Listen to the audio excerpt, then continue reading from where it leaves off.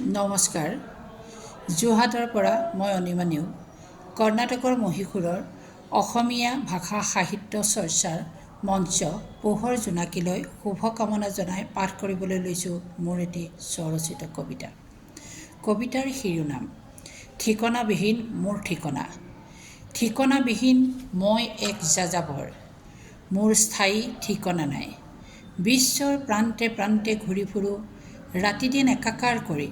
নৈ বিল পথাৰ নাইবা অটব্য অৰণ্য মোৰ জীৱন যাত্ৰাৰ সহচৰ। পশু পক্ষী মোৰ হিয়াৰ আমঠু, সেউজীয়া পাহাৰ পৰ্বত মোৰ অট্টালিকা।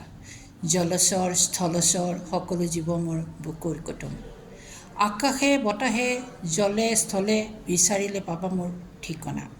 যি ঠিকনাত লিখা থাকে মোৰ হৃদয়ৰ অলিখিত মৰম ভালপোৱা।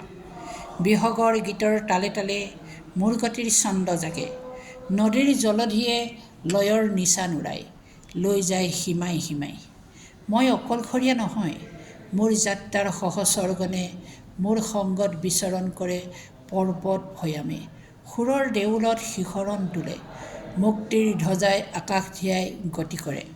নহয় মই ঠিকনাবিহীন, পৃথিৱীৰ ইমূৰৰ পৰা সিমূৰলৈ খোদিত মোৰ ঠিকনা। য'তে বিচাৰা তাতে পাবা মোৰ অলিখিত ঠিকনা। সেই ঠিকনাৰ যতি নাই, সেই ঠিকনাৰ অন্ত নাই, সেই ঠিকনা অসীম অনন্ত সৰ্বব্যাপী।